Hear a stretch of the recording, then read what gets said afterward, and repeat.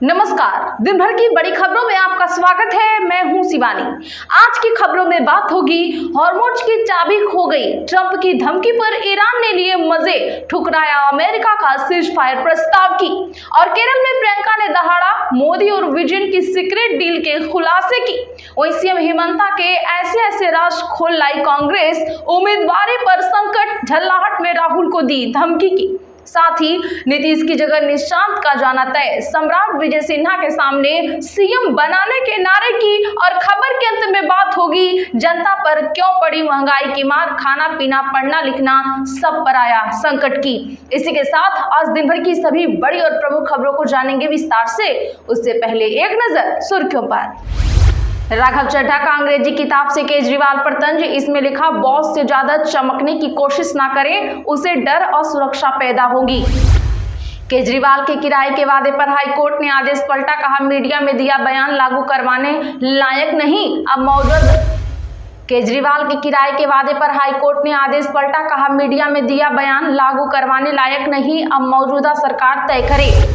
40,000 करोड़ की अवैध अर्थव्यवस्था, शराबबंदी पर तेजस्वी यादव का बड़ा आरोप, नीतीश सरकार से मांगा जवाब। सीएम मोहन यादव बोले धुरंधर 2 का जमाना चल रहा, पाकिस्तान को भी ठिकाने लगाया। एमपी के 17 जिलों में भाजपा कार्यालय का हुआ भूमि पूजन। राज्यसभा में 19 नए सदस्यों ने ली शपथ, शरद पवार व्हीलचेयर पर पहुंचे। पिछले दिनों 37 सांसद चुने गए थे। वोटर लिस्ट से हटाए गए लोगों की 59 लाख से अधिक आपत्तियों का हुआ निपटारा, ईसी ने एससी को दी जानकारी। मस्जिद निर्माण के चलते मुर्शिदाबाद में चुनावी लड़ाई हुई रोचक, टीएमसी को लग सकता है बड़ा झटका। महाकुंभ वाले आईआईटीएन बाबा ने इंजीनियर लड़की से की शादी, हरियाणा में घर पहुंचे, मां ने बहू को मिठाई खिलाकर उतारी आरती।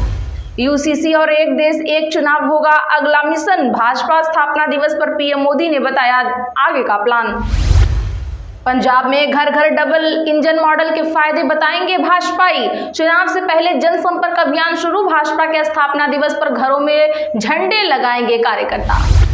सीएम नीतीश ने विधान परिषद गेस्ट हाउस का किया उद्घाटन, सम्राट चौधरी के सामने लगे निशांत कुमार जिंदाबाद के नारे, सभापति अवधेश नारायण रहे मौजूद। बीजेपी का स्थापना दिवस, मोदी बोले भाजपा हर चुनौती के लिए तैयार, योगी ने पार्टी के झंडे के साथ सेल्फी ली। एमपी में 17 नए कार्यालयों का हुआ भूमि पूजन। सत्ता में बने रहने के लिए एलडीएफ और भाजपा के बीच हुआ समझौता, प्रियंका गांधी का बड़ा आरोप। दिल्ली शराब घोटाले केस में केजरीवाल खुद करेंगे पैरवी, जस्टिस स्वर्णकांता से इस केस से हटने की हो रही है मांग, अगली सुनवाई 13 अप्रैल को होगी। पश्चिम बंगाल में बयानों पर सियासी डार, अभद्र भाषा के खिलाफ चुनाव आयोग में शिकायत, भाजपा टीएमसी ने लगाया आरोप। डीएमके के रहते नहीं बदलेगी तमिलनाडु की पहचान, 3 भाषा नीति पर सीएम स्टालिन का बड़ा ऐलान। बारामती उपचुनाव में सियासी घमासान, रोहित पवार की अपील, निर्विरोध हो चुनाव, कांग्रेस उम्मीदवार से बढ़ी हलचल। बांग्लादेश में भारतीय उच्चायुक्त से मिले पीएम तारिक रहमान, भारत ने इस बात का दिया भरोसा। चलिए जानते हैं बड़ी और प्रमुख खबरों को विस्तार से। उससे पहले वीडियो को लाइक करें, साथ ही आपसे रिक्वेस्ट खबरों को आखिर तक। ईरान बोला हॉर्मुज़ की चाबी खो गई, ठुकराया अमेरिका का सीज फायर प्रस्ताव। जी हां, बता दें कि हॉर्मुज़ स्ट्रेट को लेकर अमेरिकी राष्ट्रपति डोनाल्ड ट्रंप के धमकी पर जिम्बाब्वे स्थित ईरानी दूतावास ने तंज भरे अंदाज में जवाब दिया है। दूतावास ने कहा कि हॉर्मुज़ स्ट्रेट की चाबी खो गई है। दरअसल ट्रंप ने ईरान को अल्टीमेटम दिया है कि वह इस समुद्री रास्ते को तुरंत खोल दे, नहीं तो उसे गंभीर सैन्य कार्रवाई का सामना करना पड़ेगा। उसके पावर प्लांट और पुलों पर वार होगा और ईरान को नर्क बना दिया जाएगा। ईरान के कुछ अन्य दूतावासों ने भी सोशल मीडिया पर ट्रंप का मजाक उड़ाया है। दक्षिण अफ्रीका में मौजूद ईरानी दूतावास ने तंज कसते हुए कहा है कि चाबी फूलदान के नीचे है, दोस्तों के लिए रास्ता खुला है। वहीं इस जंग को रोकने पर आज सहमति बन सकती है। टाइम्स ऑफ इसराइल के मुताबिक पाकिस्तान ने दोनों देशों को सीजफायर का प्रस्ताव सौंपा है। पाकिस्तान ने इस डील को अस्थायी तौर पर इस्लामाबाद अकार्ड नाम दिया है, जिसे 2 हिस्सों में बांटा गया है। ईरान ने धमकी दी है कि अगर अमेरिका और इसराइल के वार बढ़े तो वह ग्लोबल सप्लाई चेन को ठप कर देगा। अल जजीरा की रिपोर्ट के मुताबिक ईरान ने कहा है कि वह होर्मुज के अलावा दूसरे समुद्री रास्तों को भी निशाना बना सकता है। उन्होंने कहा कि सिर्फ स्टेट ऑफ होर्मुज ही नहीं बल्कि बाब अल मंदेब जैसे अहम समुद्री रास्ते भी संकट में आ सकते हैं। वहीं युद्ध विराम के प्रस्ताव पर ईरान ने कहा, अमेरिका का 15 सूत्रीय प्रस्ताव अत्यधिक मांगों वाला है। हमने अपनी मांगों का एक अलग सेट तैयार कर लिया है, उसे औपचारिक रूप दे दिया गया है। इस संभावना को नजरअंदाज नहीं किया जा सकता है कि इस्फहान में पायलट बचाओ अभियान केवल एक छल कपट था जिसका मकसद ईरान के संवर्धित यूरेनियम को जब्त करना था। यह युद्ध विराम विरोधी पक्ष को फिर से संगठित होने और अपनी कार्रवाई जारी रखने का मौका दे सकता है। मंत्रालय ने कहा, ओमान के साथ बातचीत का फोकस होर्मुज जलडमरू मध्य के जरिए जहाजों के सुरक्षित मार्ग के लिए एक प्रोटोकॉल बनाने पर है। रद्द की जाए सीएम शर्मा की उम्मीदवारी, पत्नी की संपत्ति छिपाने का लगाया आरोप, बौखलाए सीएम शर्मा। जी हां, बता दें कि असम के मुख्यमंत्री हिमंता बिस्वा शर्मा की मुश्किलें बढ़ सकती हैं। कांग्रेस ने चुनाव आयोग को पत्र लिखकर उनकी उम्मीदवारी रद्द करने की मांग की है। पार्टी का आरोप है कि मुख्यमंत्री ने अपने चुनावी हलफनामे में पत्नी की विदेशी संपत्तियों की जानकारी छिपाई है। जालूकबारी सीट से शर्मा के खिलाफ चुनाव लड़ रही कांग्रेस उम्मीदवार विदिशा नियोग ने मुख्य चुनाव आयुक्त ज्ञानेश कुमार से यह शिकायत की। उन्होंने कहा कि मुख्यमंत्री की पत्नी रिनकी भुइयां शर्मा के पास दुबई में 2 कीमती संपत्तियां हैं। इसके अलावा अमेरिका के व्योमिंग में भी उनकी कंपनियां हैं। कांग्रेस के अनुसार मुख्यमंत्री ने फॉर्म 26 में इन संपत्तियों का जिक्र नहीं किया।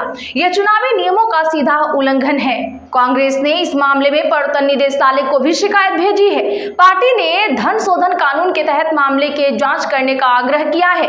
मामले में कांग्रेस नेता पवन खेड़ा ने दावा किया है कि मुख्यमंत्री की पत्नी के पास यूएई, मिस्र और एंटीगुआ बारबुडा के पासपोर्ट हैं। उन्होंने ये भी आरोप लगाया है कि उनकी संपत्तियां शेल कंपनियों के जरिए चलाई जा रही हैं। वहीं अब इस पर हिमंता शर्मा ने बौखलाए हुए लहजे में कांग्रेस को धमकी दी है। वो तो हमने अपनी रिपोर्ट, अपनी रिसर्च में ये पाया कि इन प्रेस कॉन्फ्रेंस के लिए पूरा material Pakistani social media group ने दिया था। बीते 10 दिनों में पाकिस्तान के चैनल ने असम के चुनाव पर ही 11 टॉक शो किए हैं। ऐसा पहले कभी नहीं हुआ था। प्रियंका बोली, बीजेपी और एलडीएफ में सीक्रेट डील, इसलिए मोदी सबरीमाला चोरी पर चुप रहे। बता दें कि 5 राज्यों में विधानसभा चुनाव के प्रचार के तहत कांग्रेस सांसद प्रियंका गांधी केरल के कुन्नूर पहुंची। उन्होंने कहा कि आने वाले केरल चुनाव के लिए एलडीएफ और बीजेपी के बीच एक सीक्रेट डील हुई है। हमने देखा कि सबरीमाला मंदिर में बड़े पैमाने पर चोरियां हुई हैं, लेकिन प्रधानमंत्री की तरफ से एक शब्द भी नहीं आया। यही इस डील के सबूत हैं। कांग्रेस नेता राहुल गांधी भी आज पुडुचेरी पहुंचे हैं, वहीं पीएम मोदी भी पहुंचे हुए हैं असम में। उन्होंने लास्पेट में कहा, पुडुचेरी सरकार सभी कॉन्ट्रैक्ट से 30% कमीशन लेती है। उसने मंदिर की जमीनों पर कब्जा कर लिया है। कांग्रेस सरकार यहां बेरोजगार युवाओं को हर महीने 2000 रुपए की मदद देगा। महिलाओं को फ्री बस सर्विस मिलेगी। नीतीश की जगह लेंगे निशांत, बनेंगे एमएलसी, सम्राट चौधरी के सामने लगे जिंदाबाद के नारे। बता दें कि बिहार में इन दिनों सियासी चर्चाओं का दौर तेज है। नीतीश कुमार जल्द राज्यसभा की सदस्यता ले सकते हैं। उसके बाद वो बिहार के मुख्यमंत्री पद से इस्तीफा दे देंगे। नीतीश के बाद सीएम कौन होगा, इसको लेकर कयासबाजी तेज है।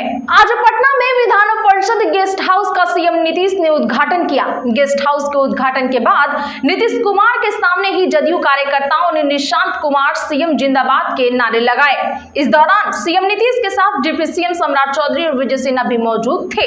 सीएम नीतीश कुमार इस नारेबाजी के बीच मुस्कुराते हुए कार्यकर्ताओं का अभिवादन करते हुए आगे बढ़ गए। वहीं बड़ी खबर सामने आ रही है कि सीएम नीतीश कुमार की खाली हुई सीट पर उनके बेटे निशांत कुमार का विधान परिषद जाना तय माना जा रहा है। सूत्रों की माने तो नई सरकार में उन्हें बड़ी भूमिका मिलने जा रही है। चुनावी शर्त के लिहाज से बीजेपी के मंगल पांडे की सीट पर उपेंद्र कुशवाहा और बेटे दीपक प्रकाश विधान परिषद जाएंगे। वे फिलहाल किसी सदन के सदस्य नहीं और सरकार में मंत्री हैं।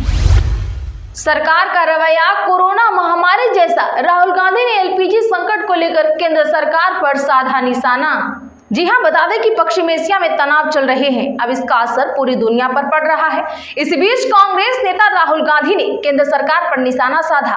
कांग्रेस नेता राहुल गांधी ने आज आरोप लगाया कि प्रधानमंत्री नरेंद्र मोदी ने एलपीजी गैस संकट से उसी तरह निपटा है जैसे उन्होंने कोविड महामारी से निपटा था। उन्होंने आगे कहा कि क्योंकि यह नीति से रहित केवल बड़ी बड़ी घोषणाओं से भरा है, इसका पूरा बोझ गरीबों पर डाल दिया गया है। लोकसभा में विपक्ष के नेता ने सवाल उठाया कि हर संकट में सबसे पहले गरीब ही क्यों मरते हैं। वहीं लोगों से चुप न रहने का आग्रह किया। राहुल गांधी ने एक्स के एक पोस्ट में कहा, मोदी जी ने कहा था हम एलपीजी और गैस संकट को उसी तरह संभालेंगे जैसे हमने कोरोना को संभाला था, और रियली में उन्होंने ठीक वैसा ही किया। बिल्कुल कोरोना की तरह नीति का अभाव, बड़ी बड़ी घोषणाओं से भरा हुआ और सारा बोझ गरीबों पर डाल दिया गया। उन्होंने कहा कि प्रतिदिन 500-800 रुपए की मजदूरी कमाने वाले प्रवासी मजदूरों के लिए खाना पकाने की गैस पूरी तरह से महंगी हो गई है। उन्होंने कहा कि रात में घर लौट रहे एक मजदूर के पास चूल्हा जलाने के लिए भी पैसे नहीं होते।